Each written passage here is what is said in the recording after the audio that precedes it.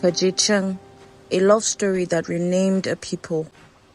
Far away in the northern part of Nigeria, in Kaduna State, there is a place where hills breathe quietly and the winds move like whispers.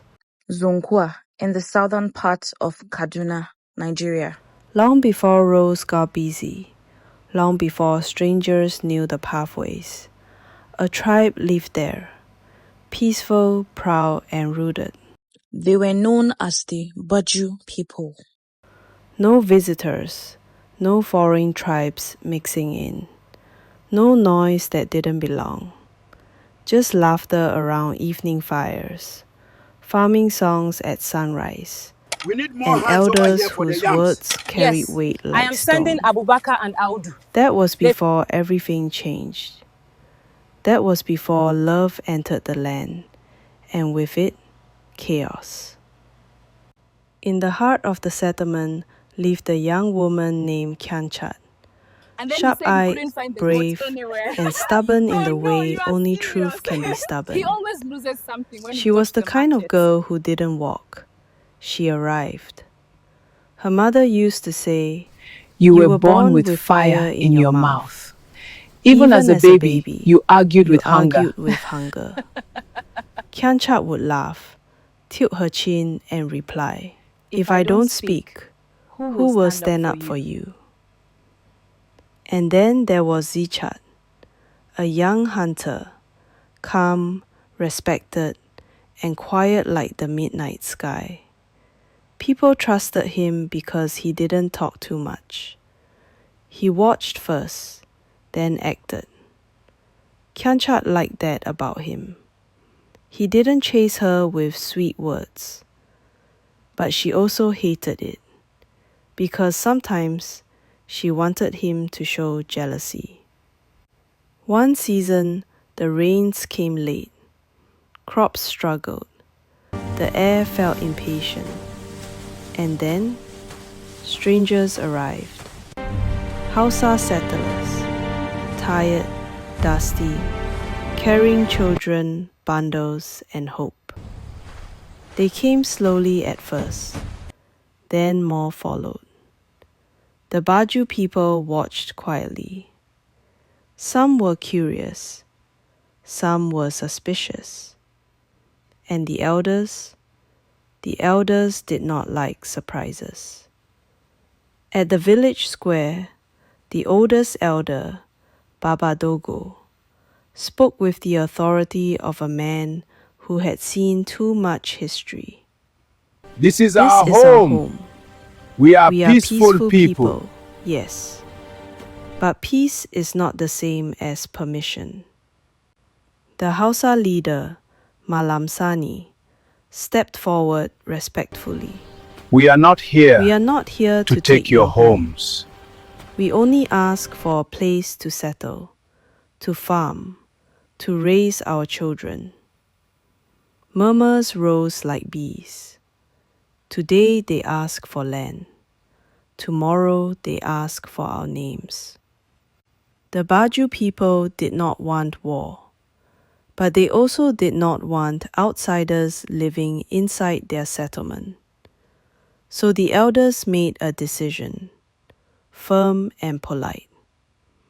They gave the settlers another piece of land, ahead of theirs, not too far, but separate.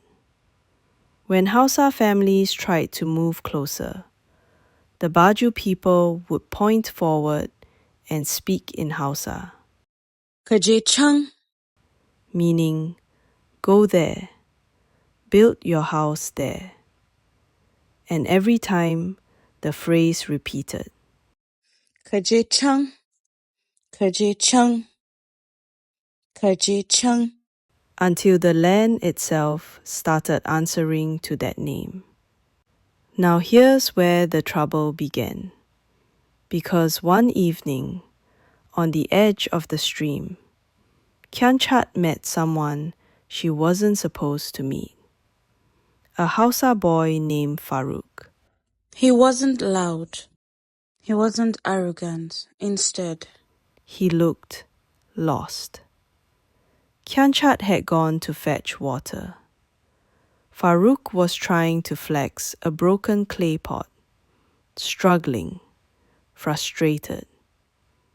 Kianchat with a sharp voice says, You're holding it like you want it to fail.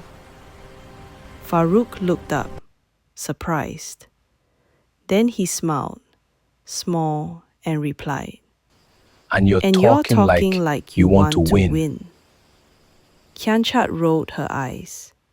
She responded, If you don't want help, continue suffering. She knelt, helped him secure and collected how to balance the pot. Farouk watched her hands like they were a lesson. And copy. You're not like the experts. Kianchat replies, and you're not as annoying as the others. They both laughed, and right there beside the water that had seen everything, Something began. Not loud, not obvious, but dangerous. because love is sweet. Because love is also a fire that doesn't ask for permission. But it didn't take long. Zonkwa was peaceful. Yes. But news traveled faster than goats. A puck-nosing young man saw them laughing at the stream. He ran home. A woman heard the rumor, and she immediately told another. And it was not too long until the whole village started seasoning the story like soup. You could even hear a woman say to her fellow woman, "Oh, she was even smiling with him." And the other woman responds with a shocking face as if she had seen a ghost. With a shocking voice, the woman responds, smiling. I even heard she held his hands. Now even the elders and the youths had heard it, and they were so enraged. Our daughters will forget themselves. And the worst part, Zichat heard it too. He didn't confront Kianchat at first. He just became colder. And Kianchat noticed. One night she walked up to him and tried to talk to him. So now you don't greet me? Kianchat stared at him, jaw tight. Is it true? Is it true? Zichat asks Kianchat. Kianchat blinked as retorted by asking him, Is what true? Is what true? Zichat, visibly upset, fired back. That you are meeting privately. Kianchat scoffed and responded jokingly. So this is what you believe? Rumors?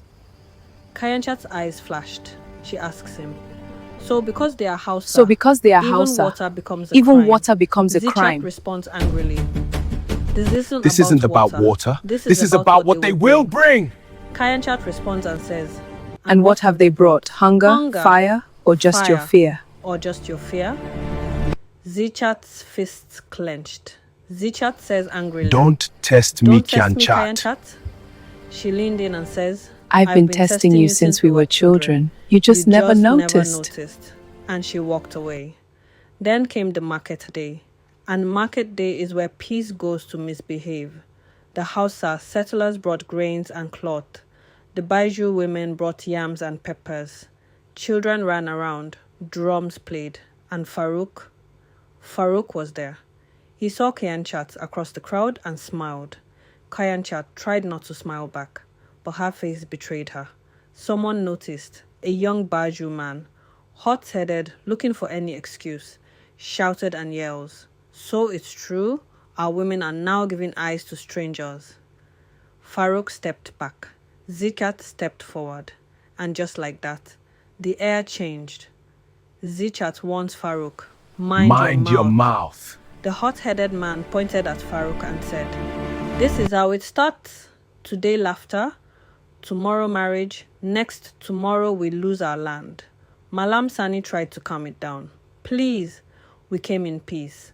But the crowd had already tasted anger. And anger, once tasted, is hard to spit out.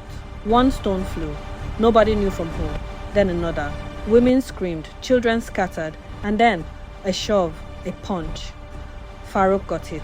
Zichat lunged. Farouk fell, blood at his lip. Kayanchat ran forward screaming, "Stop! Stop it!" But nobody listens to truth when violence is talking. Elders rushed in, shouting. Baba Dogo shouts with a thunderous voice, "Enough!" The crowd froze. Baba Dogo pointed a trembling finger. "Do you want to turn this land into a graveyard?"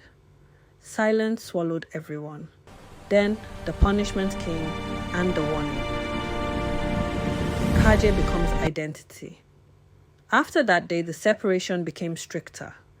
Baba Dogo and the elders commanded, they will stay ahead. They will not build inside.